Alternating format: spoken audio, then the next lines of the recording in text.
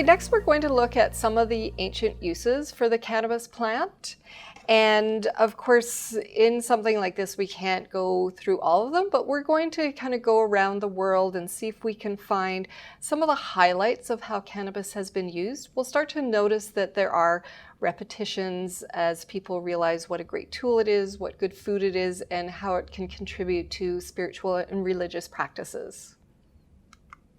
So let's start in ancient China, because of course that's where the origins of the cannabis plant did come from. And we do know that the Chinese culture is one of the longest continuous cultures on Earth. Hasn't changed that much, especially their medicinal practices. There's two kind of medicinal systems in the world that have had continuous use. One is traditional Chinese medicine. The other one is the Ayurvedic medicine of the India. So we know that cannabis has been used in China as part of their traditional medicines for centuries and centuries. And we also know that China relied on hemp as one of its staple crops. They were using it for medicine, they were using it for fiber, for oil, and the food. The seeds are great food. You also get the oil from the seeds as well. And that oil was used not only as a food, but more likely as an industrial lubricant. So used in industries a lot. We do have a lot of evidence from burial sites in around the world. That's where we get a lot of it from, because a lot of in ancient times, especially people of nobility, they would be buried with some of the tools that could help them in the afterlife. So things that they would use while they were living on the earth, they felt that if they were buried, their body was buried with those artifacts, then they would be able to use them in the afterlife. And so we get a really great glimpse into how people were using cannabis through some of those burial sites. So in China, some of the things that we have found is that hemp was used as a tool, but also we have found the tools that were used to process the hemp and the cannabis, because it is a very fibrous plant, and so it's a lot of pounding and soaking that needs to happen in order to get the fiber out of that plant.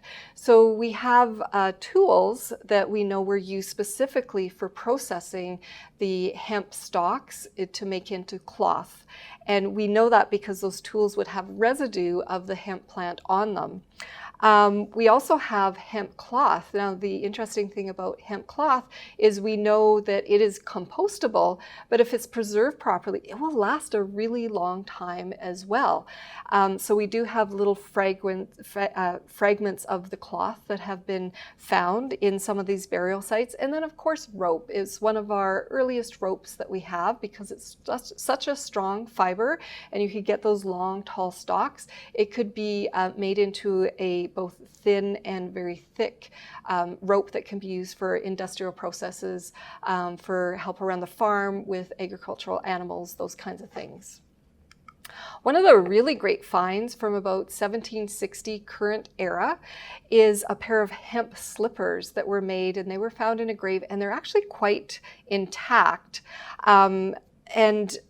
So this really shows that they were using it as clothing, because a lot of the other sort of bits of fabric that we found are quite degraded. But this was a really great find, well preserved in this grave site, and this beautiful pair of hemp slippers. We also, from the Chinese, see some of the first books that were created, and they were completely made of hemp paper.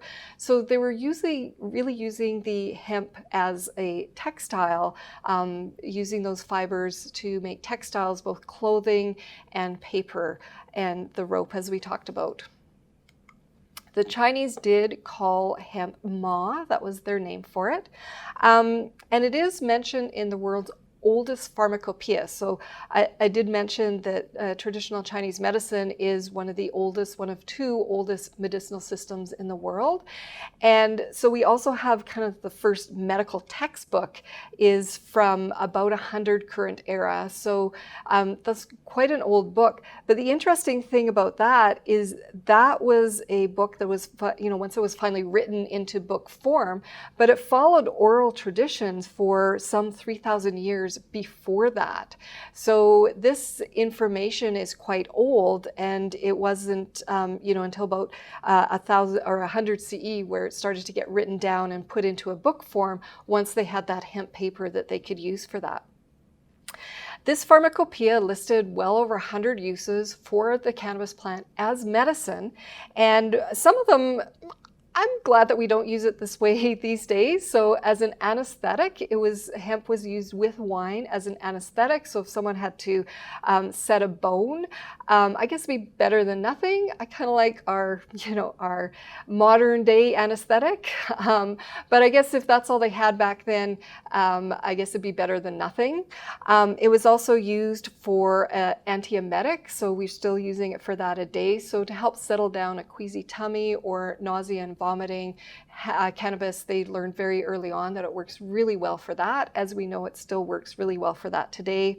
Female weakness is another term that would just be issues to do with menstrual cycle, perhaps after birth, some of the issues to help the woman recover, and then with monthly cycles, if those got a little bit out of whack, we know that the cannabis plant was used for that. As an antibiotic, there's lots of really interesting studies that are going into the use of cannabis as an antibiotic even today, and we knew even way back then that it worked as an antibiotic. Still, we have a lot to learn about how to use it that way, and a lot of just other common ailments, sleep aid, those kinds of things. One of the things in Chinese medicine is they have a technique that they call moxibustion, and that's where you would burn a herb over a certain area of the body, and the heat from that herb and the medicinal qualities of that herb is thought to sort of pull toxins out of that area where there might be some injury in the body or some toxins in there that had to be removed. That moxibustion technique is still used today in traditional Chinese medicine. So a lot of scholars are really think that the original moxibustion herb was cannabis, although these days, of course, it is wormwood that is used as that moxibustion herb.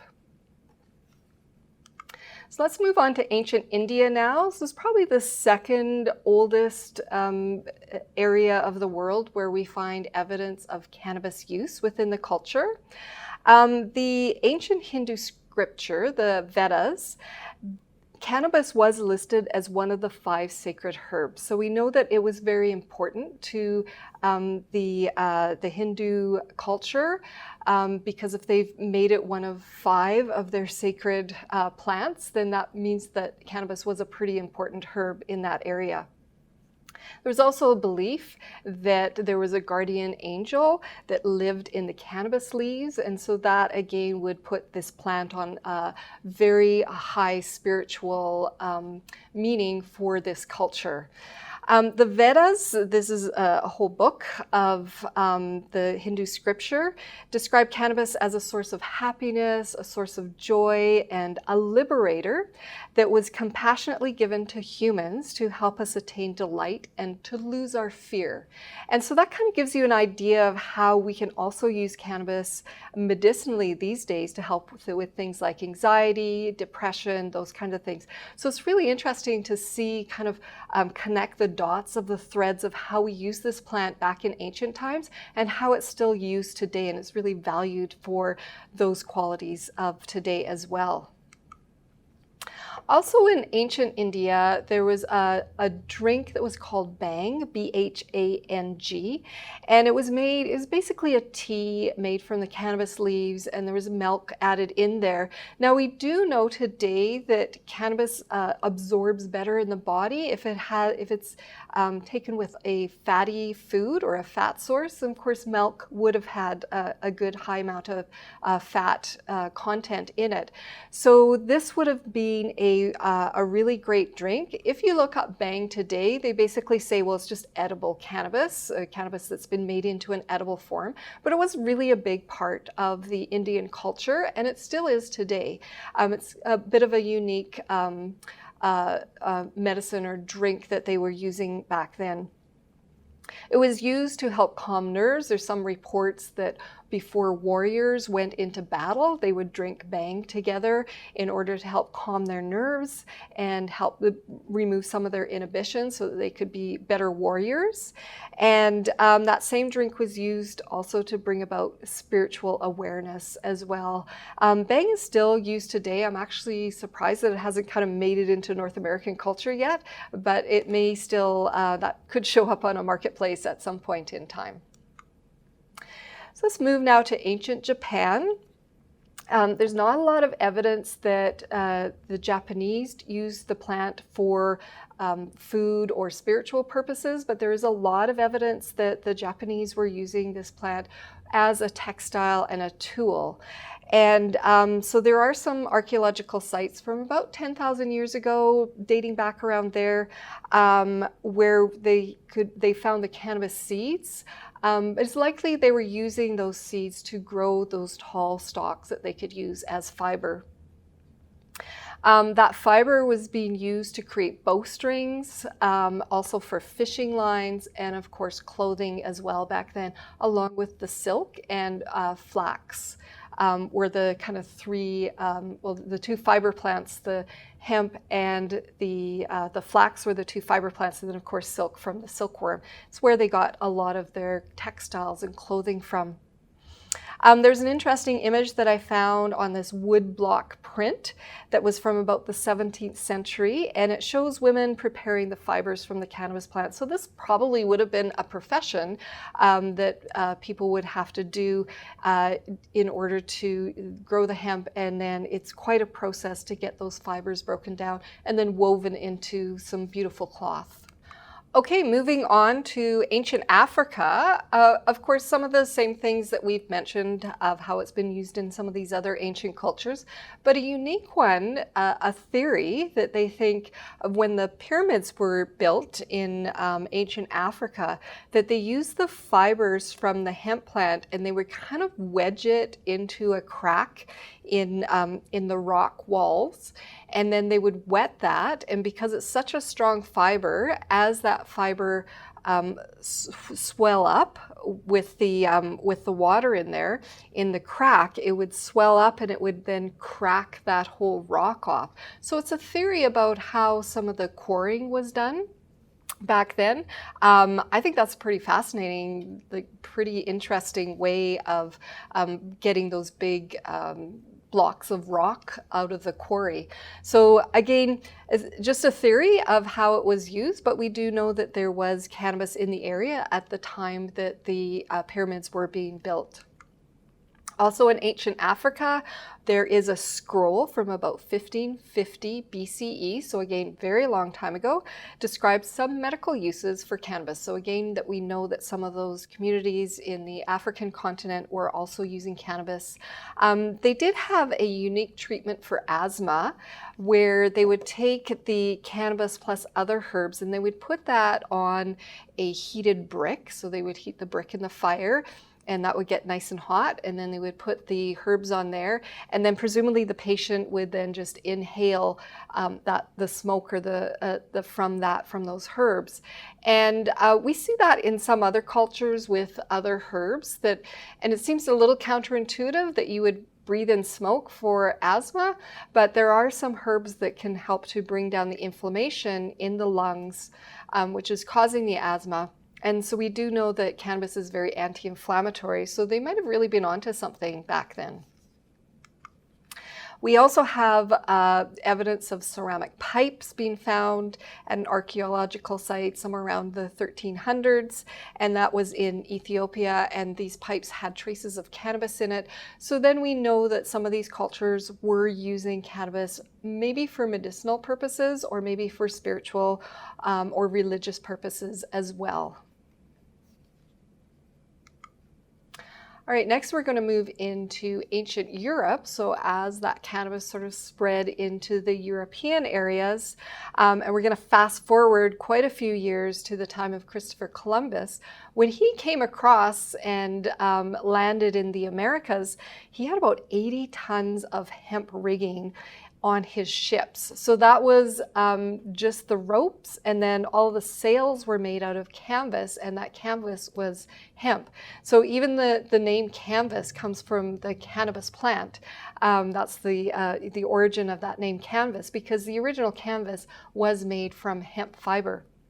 So Christopher Columbus and his crew had a lot of hemp that they were using.